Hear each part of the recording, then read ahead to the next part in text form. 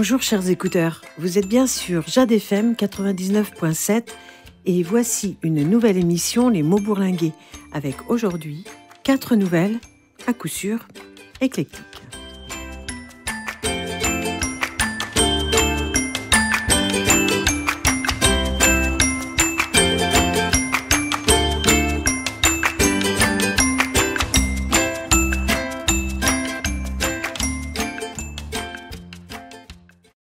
Vous êtes prêts ? Je commence avec L'affairiste de Marcello Argili. Ce fut la mode de la saison, surtout à cause d'une astucieuse publicité télévisée s'adressant aux parents. Cette publicité, entre autres choses, disait « Parents, aimez-vous vos enfants ? Les priver de pipe au bec, c'est comme les mettre au pain sec. » Pères et mères couraient acheter pipe au bec pour l'offrir à leurs enfants. On en voyait partout, dans la rue, dans les jardins, même sur les terrasses. Un tel succès provenait aussi de sa nouveauté, car dans ce pays, l'hiver était doux et il ne neigeait jamais. Pipe au bec était en effet un bonhomme de neige qu'un affairiste avait eu l'idée de fabriquer en série. La matière première, la neige, il la faisait venir de lointaines montagnes, et elle était façonnée dans une grande usine. Sur la chaîne de montage, une presse modélait le bonhomme dans un moule. On lui mettait 2 boutons en guise d'yeux, un tire-bouchon en guise de nez, on lui nouait au cou une petite écharpe de laine rouge et, au modèle de luxe, on enfilait dans la bouche une pipe, d'où son nom. Dès qu'ils étaient finis, les bonhommes étaient placés dans de vastes chambres froides où des camions venaient les chercher pour les livrer à domicile. Les enfants en raffolaient. Certains les mettaient même dans le salon. Pendant quelques années, l'affairiste gagna beaucoup d'argent. D'autant que, et c'est précisément là-dessus qu'il avait basé ses calculs, avec cette température douce, les bonhommes fondaient vite et il fallait sans cesse en racheter. Seulement voilà. Il y eut un hiver exceptionnellement froid et, chose jamais vue, il neigea. Avec toute cette neige dans les rues, les enfants pouvaient aisément se fabriquer leur bonhomme tout seuls. Et ainsi, non seulement ils s'amusaient bien plus, mais en outre, ils faisaient faire des économies à leurs parents. La crainte de ne plus pouvoir vendre ces bonhommes donna à l'affairiste une autre idée. Il lança une campagne publicitaire massive, de celles qui impressionnent tant les parents. « Vos enfants, vous les aimez vraiment ? Vous ne voulez pas faire leur malheur ? Écoutez les plus grands professeurs. Contre la neige, il faut qu'on les protège. Sinon, bonjour la pneumonie et adieu la vie. » Aussitôt, les parents interdirent à leurs enfants de toucher la neige. Gare à qui s'avisait de faire un bonhomme, car alors les gifles pleuvaient. Du coup, l'affairiste, lui, gagna encore plus d'argent. En effet, avec toute cette neige à sa disposition, il pouvait produire des bonhommes à un prix de revient très bas. Étrange métier que celui d'affairiste, allez-vous dire. On gagne toujours de l'argent. C'est vrai, mais il y a la concurrence. Et, de fait, un affairiste encore plus entreprenant que le premier eut une idée qui mit l'autre en faillite. À grand renfort de publicité, sans même se fatiguer, lui, à chercher des rimes, il lança sur le marché le bonhomme de neige en plastique, parfaitement imité. Parents, non seulement vous ferez des économies, mais vos enfants ne se gèleront pas les menottes en touchant mes bonhommes. Tous les savants affirment que les jouets humides sont très dangereux. En outre, mes bonhommes ne risquent pas de mouiller votre salon et vos chers enfants peuvent même les emmener tranquillement au dodo avec eux. Les parents, naturellement, se précipitèrent pour les acheter. Quant aux enfants, non seulement ils n'eurent jamais plus la joie de se fabriquer eux-mêmes un bonhomme de neige, mais à la longue, ils finirent même par croire que les vrais bonhommes de neige étaient en plastique. Notre avenir est entre nos mains. À nous de créer la société de consommation de demain. Qui du moins polluer, diminue,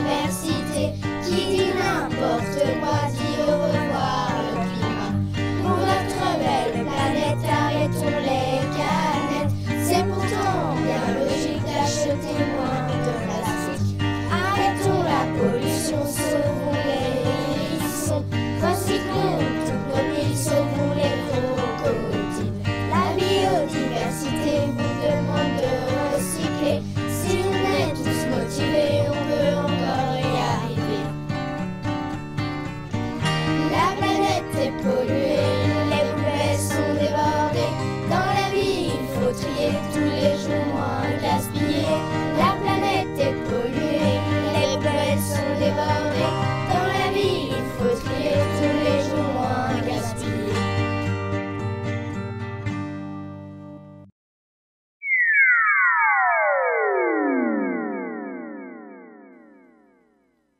Continuons maintenant avec une nouvelle intitulée « Grand-mère » de Martine Suasander.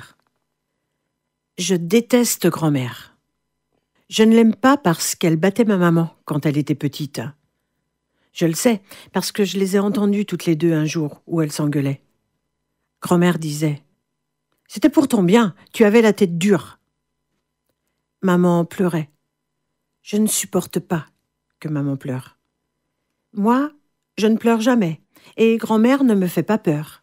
D'ailleurs, elle ne me bat pas, car maman lui a interdit de le faire.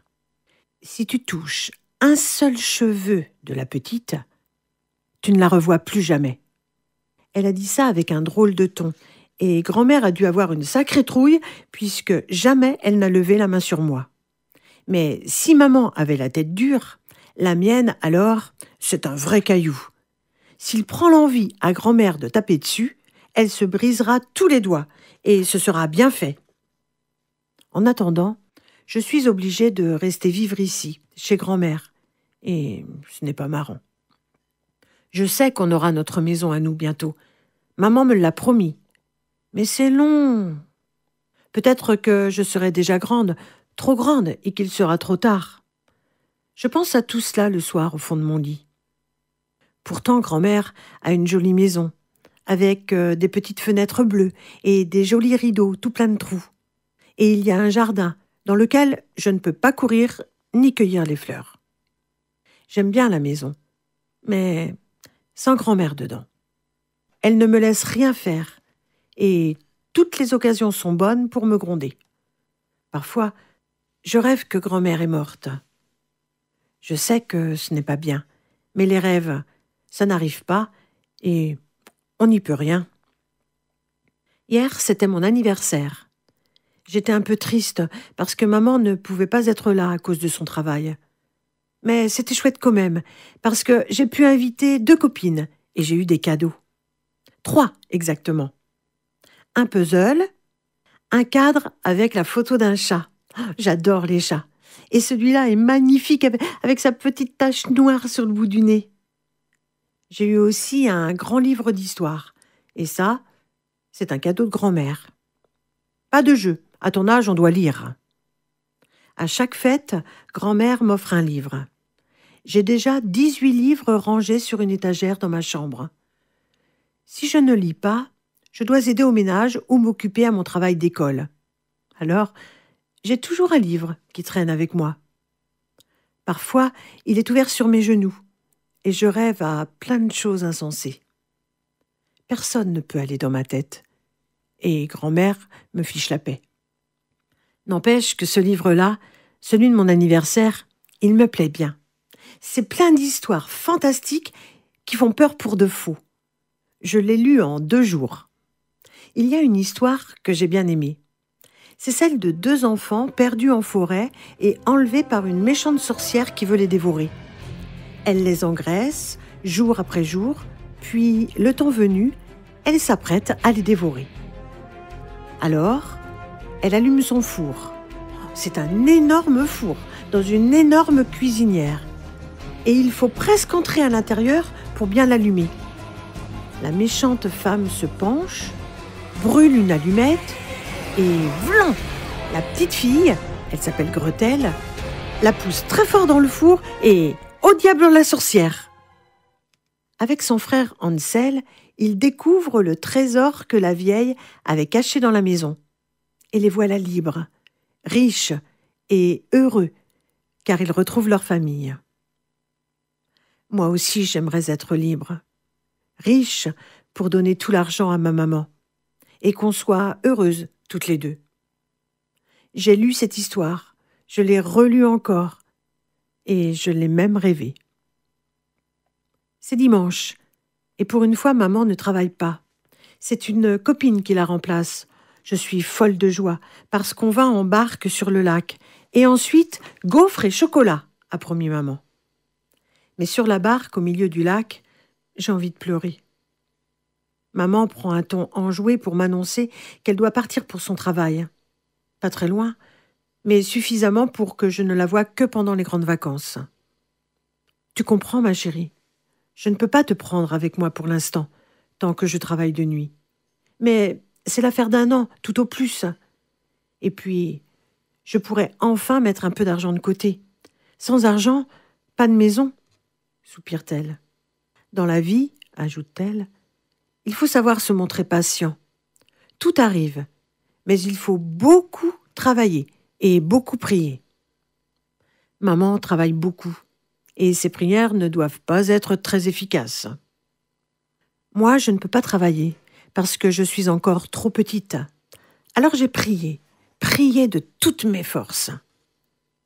Dieu, là-haut, quelque part dans l'immensité du ciel, si tu existes, si tu m'entends, donne-moi une bonne idée pour que maman et moi, on ait une belle maison, comme celle de grand-mère, avec un petit jardin, comme celui de grand-mère. Des beaux meubles tout vieux, bien lourds, avec des jolis bibelots dessus, comme ceux de grand-mère. Et peut-être même un petit trésor, pour que maman ne travaille plus, surtout le dimanche. Oh mon Dieu, inspire-moi. J'ai rêvé encore de l'histoire des enfants qui ont échappé à l'ogresse. Maintenant je le sais. Dieu existe. Il pleut. Maman m'a confié à une voisine de grand-mère qui me sert à m'étouffer. Elle m'appelle sa pauvre petite et promet de bien prendre soin de moi. Maman est habillée tout en sombre. Elle a beaucoup pleuré et je remarque qu'il y a des cernes sous ses yeux et des plis autour de sa bouche. Je n'ai jamais vu maman aussi triste. Même quand on m'avait opéré de l'appendicite et que j'avais dû rester à l'hôpital. Pourquoi est-elle si malheureuse? Elle a sa maison maintenant. Elle est à nous. Et je suis bien sûre qu'en cherchant bien dans tous les recoins, on va mettre la main sur le trésor. Pourquoi est-elle si triste? Ah, mais je ne vous ai pas dit l'essentiel. Grand-mère est morte avant-hier, carbonisée en voulant activer le feu dans la cheminée. Un four ou une cheminée? Quelle importance! L'histoire est la même, il n'y a que la fin qui change.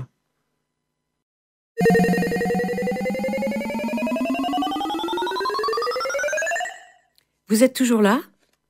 Ok, je continue alors avec Le Grand Voyage de Bernard Minier.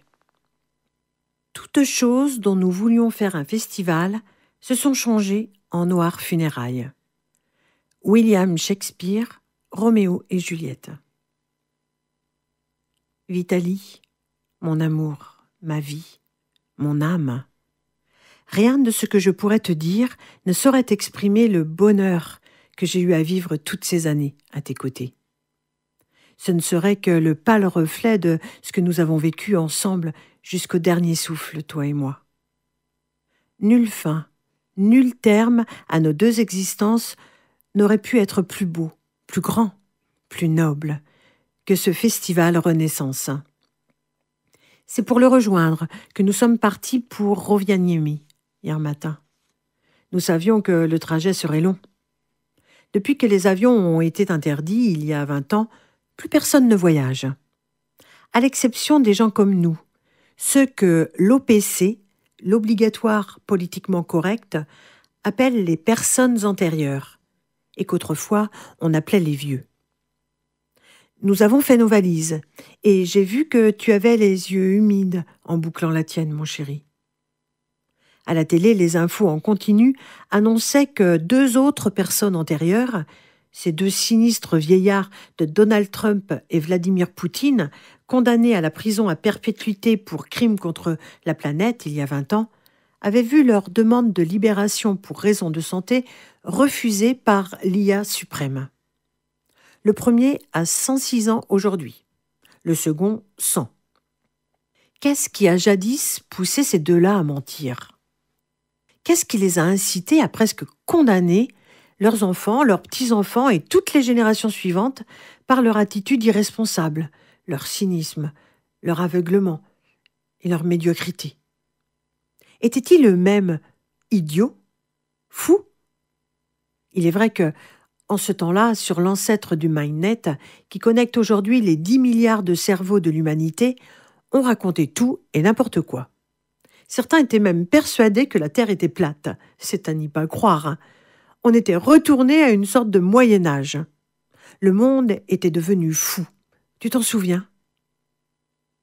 Italie, mon amour, ma vie, mon âme. Nous avons quitté notre maison de bois hier matin et nous avons traversé tous ces immenses espaces de jeunes forêts à perte de vue, dont certaines ont moins de 20 ans, jusqu'au cercle polaire arctique. C'est là que nous avons choisi le lieu de notre renaissance. Nous avons longtemps hésité entre la montagne Taiping à Taïwan, la mangrove de Krabi en Thaïlande, le Queensland et l'Amazonie. Mais tu as toujours préféré le froid à la chaleur, et il faut bien dire que le voyage jusqu'à Rovaniemi était moins cher. Nous y avons quand même laissé nos dernières économies. Mais nos enfants sont à l'abri du besoin. Agnette a un bon poste au ministère des Nouvelles Religions. On en compte désormais plus de 20 millions. Où son département veille à ce qu'aucune ne cherche à imposer son dogme aux autres. Alexander travaille au secrétariat à l'intelligence artificielle, où il doit déployer des trésors de diplomatie tant ces fichues machines sont susceptibles. Nous étions cependant stressés et inquiets ces derniers mois, car il s'en est passé plusieurs, entre le moment où nous avons déposé notre demande d'euthanasie matrimoniale et le moment où elle a été acceptée. Voilà bien quelque chose qui ne change guère, la lenteur de l'administration. Et, entre-temps, ton cancer t'a terriblement affaibli, mon amour. Mais tu semblais avoir recouvré tes forces hier matin à la perspective de ce dernier voyage. Tu te rappelles toutes ces années où nous avons lutté au sein du collectif Mourir libre? Il aura fallu que l'humanité soit devenue bien trop nombreuse, la planète presque à bout de souffle, pour qu'enfin l'IA suprême décide que chacun a le droit de choisir le moment de sa mort. Ce qui, au fond, aurait dû être depuis longtemps le plus naturel et le premier de tous les choix. Chaque année désormais, ce sont presque 500 millions de personnes qui choisissent de mettre fin à leur souffrance et de quitter cette terre de leur plein gré. Et la planète respire un peu mieux. Pendant tout le trajet, j'ai regardé par la fenêtre de notre compartiment. Mon Dieu, que les paysages sont redevenus beaux depuis que le béton a été interdit en 2039 et la plupart des anciens buildings rasés. Les jeunes générations n'ont rien connu d'autre que les cités-jardins et les tours végétalisées. Elles ne savent pas à quel point les villes étaient devenues laides au début de ce siècle et à la fin du précédent. Combien les héritiers de ce criminel de Le Corbusier les avaient défigurés. Et si ce ciel où flottent quelques nuages de beau temps est d'un bleu aussi hypnotique, c'est parce que les voitures ont été interdites en 2043. Nous avons été fort bien accueillis à notre arrivée. Tout le monde est si prévenant avec nous. Notre chambre est spartiate, mais propre et lumineuse. Et de la fenêtre, on peut contempler la forêt de conifères à perte de vue. Et puis, nous n'y avons dormi qu'une seule nuit. Ce matin, reposés, nous avons rencontré les psychologues, l'anesthésiste, les médecins. Nous avons eu droit à un déjeuner copieux. Nous avons été lavés, choyés, massés, oints, puis dans la belle église en bois articulaire qui m'a fait penser à ceux que nous avons visités jadis dans les Carpates slovaques, à l'époque où les voyages étaient encore autorisés, nous avons reçu la bénédiction d'un prêtre, d'un pasteur, d'un rabbin, d'un moine bouddhiste et d'un imam, tous dûment reconnus par le ministère de la Reforestation. Il y avait bien une poignée d'indigénistes et de suprémacistes de la vieille école devant le temple pour protester qu'on mélangeât religion, sexe et race. Mais il y a fort longtemps que plus personne ne fait attention à eux. Et, bien sûr, nous avons terminé par l'Eucharistie des graines. Ces graines que je sens déjà germer. C'est toi qui as choisi de devenir un conifère, je te rappelle. Tu dis qu'eux, au moins, ne perdent pas leurs feuilles en hiver. Tu veux rester vert. Je te reconnais bien là, mon bouillant Vitali, mon compagnon de toute une vie. Tu ne m'as pas toujours été fidèle, mais tu m'as toujours chéri. Moi non plus, je ne t'ai pas toujours été fidèle, mais je t'ai toujours aimé, mon Vitali. Jamais personne n'a pu te dérober mon cœur. Et pourtant j'étais belle, spirituelle, et ils sont nombreux à avoir essayé. Nous avons échangé notre dernier baiser devant 2 témoins, hommes et femmes, comme c'est obligatoire depuis la loi sur l'harmonie et la concorde sexuelle de 2034. Mais bien sûr, nous en avons échangé maintes autres, parfaitement illicites, dans le secret de notre chambre, avant cela. Puis, on nous a revêtus de l'habit de cérémonie en lin. Comme il nous tardait d'y être, comme nous étions émus et impatients en rejoignant la foule qui se dirigeait vers la forêt. Mon cœur battait la chamade, et j'avais peur. Je ne te le cache pas, même si tu marchais à mes côtés, au milieu de cette foule immense. Le festival accueille chaque année plus de monde. J'avais peur. Et pourtant, comme me tardait le moment où les chants rituels s'élèveraient dans la lueur miellée des torches, sous le ciel étoilé, au milieu des grands arbres. Et nous y voilà, mon Vitali adoré. Il fait nuit noire, et tu m'as pris la main. Étendus, l'un à côté de l'autre, dans nos fosses respectives, à la lueur des astres et des flammes, avec une mince couche de terre et de terreau riche en azote et en phosphore sur le corps. Que c'est beau, cet instant. Je serre ta main, bras tendus entre nos 2 trous. Je l'étreins. Je mêle mes doigts aux tiens. Je suis terriblement émue, malgré les calmants et les anesthésiques qui courent dans mes veines. Je ne peux empêcher mes larmes de couler, chaudes et salées sur mes joues. Je vois la lueur des torches dégouliner sur les sapins. Je sens la fraîcheur de la nuit. J'entends les insectes. Nous y voilà. Il fait si sombre. Mon vieux cœur ralentit, lourd et lent dans ma poitrine. Bientôt il cessera de battre, remplacé par autre chose. Autour de nous, la foule pousse des « oh » et des « ah ». Psalmodie, tape sur des gongs népalais et entonne des chants. Debout, les sauveurs de la terre, du passé faisons une forêt. Légitime est notre colère, nous sommes les ennemis du passé. À tout prendre, j'aurais préféré les bruits de la nature. Tout le monde est devenu tellement hystérique de nos jours. Tu ne trouves pas ? La terre remuée sur mon torse dégage une odeur riche, piquante, pas désagréable du tout. Nous y voilà. Nous allons partir ensemble, mon amour. Mais nous renaîtrons de l'autre côté pour des centaines d'années. 2 arbres majestueux, inséparables, dans cette immense forêt.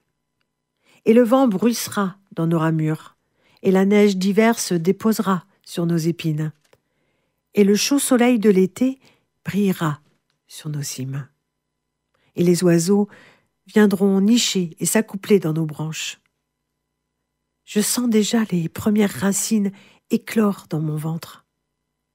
Est-ce que tu les sens aussi, mon amour ? Je suis sûre que oui. Je t'aime, mon Vitali, et t'aimerai toujours.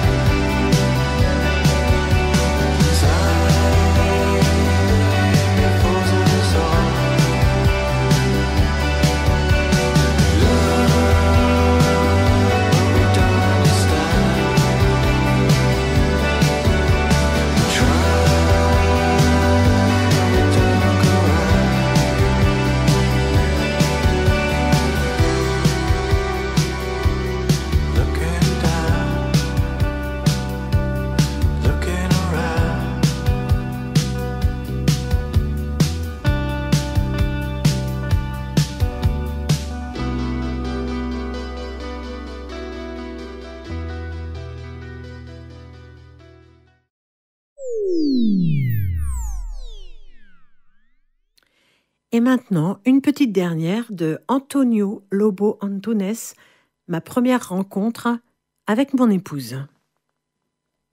Excusez-moi, mais quand vous avez répondu à mon annonce, je ne m'attendais pas vraiment à ça. Ce n'est pas une critique, ne le prenez pas mal. Ce n'est en rien un reproche. Mais, pour tout vous dire, quand votre lettre est arrivée, son écriture m'a laissé imaginer des choses. Le visage, le sourire, la voix. Sera-t-elle grande? Sera-t-elle maigre? Sera-t-elle brune? Aura-t-elle les yeux comme ci ou comme ça? Comment sera, pardonnez-moi l'audace, son corps? Bien entendu, quand nous avons pris rendez-vous, je savais que je n'allais pas tomber sur un mannequin, ni sur une actrice de cinéma. Je savais que vous aviez 52 ans, que vous mesuriez 1,70 m, que vous pesiez 72 kilos, que vous travailliez dans une banque, que vous vous appeliez Aldina, que vous aimiez lire, vous promener, aller à la plage, fréquenter des gens sains et honnêtes, et que, si mes intentions n'étaient pas sérieuses, mieux valait m'abstenir de vous téléphoner.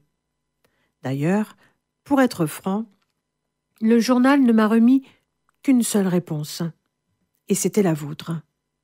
J'ai même demandé à l'employée, quand elle m'a donné votre lettre, « Il n'y en a pas d'autre ?»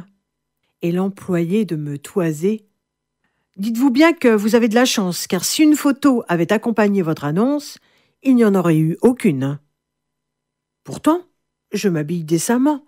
Je ne suis pas difforme, hormis ce petit problème au pied. J'ai fixé l'employée sans comprendre, et elle, très remontée. « Vous vous êtes déjà regardé dans un miroir ?» Et quand bien même elle aurait raison, je ne m'attendais pas à ce que vous soyez comme ça. Ça n'a rien à voir avec la beauté, ou la perfection des traits, ou la façon de s'arranger, ou l'excès de graisse. Ces choses-là sont moins importantes pour moi que vous ne le pensez. Et puis, une femme corpulente, c'est agréable. C'est un signe de santé. Si d'aventure je ne parvenais pas à ouvrir une boîte de conserve avec un marteau, votre petit doigt suffirait et hop! Ce ne sont pas vos dents manquantes qui me préoccupent. C'est encore le meilleur moyen de dépenser moins en steak et de manger plus de purée et d'économiser ainsi quelques sous. Le boucher coûte les yeux de la tête. Si vous me permettez d'être sincère, ce qui me dérange, c'est votre œil gauche. Car si le droit me voit, j'ai bien noté qu'il me voyait, le gauche semble me bouder, m'ignorer complètement et se détourner vers le coin de sa paupière d'un petit air ennuyé. J'ai beau me pencher, il me fuit, tandis que le droit me poursuit. Ce qui me dérange, c'est de ne pas savoir auquel des deux me fier. Le droit amoureux ou le gauche indifférent? Est-ce le droit qui m'observe ou le gauche qui ne m'accorde même pas la misère d'une œillade? Et voilà que le droit n'a plus l'air si amoureux, ni même ennuyé comme l'autre, mais semble fâché, furieux. Attendez, restez tranquille. N'oubliez pas que je boite et que si vous partiez, je ne pourrais pas vous rattraper.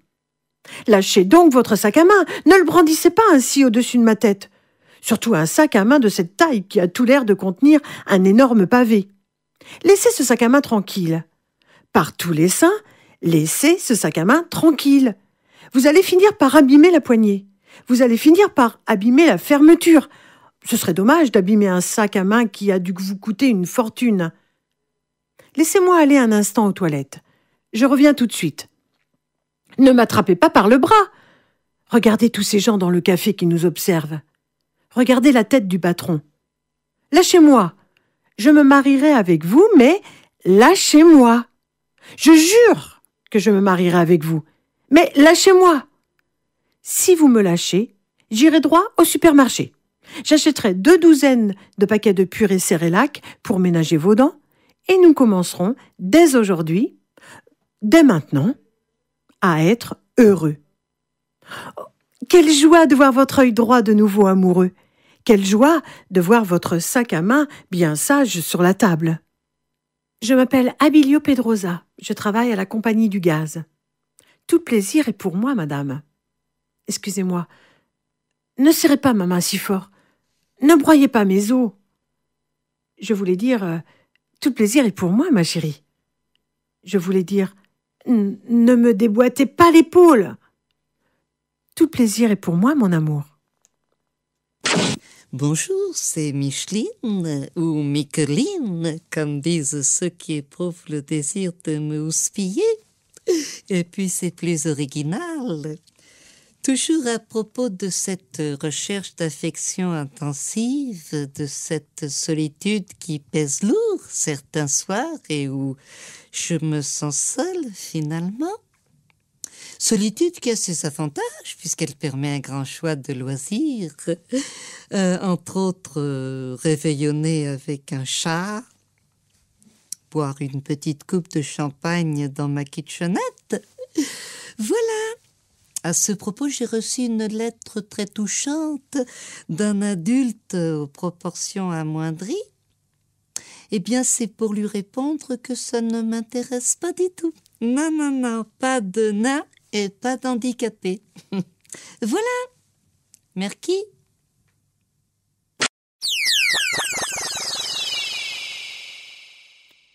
Voilà, c'est terminé pour aujourd'hui. Je vous souhaite une belle écoute sur le 99.7 et vous dis à très bientôt sur l'antenne ou en podcast sur le site de Jade FM.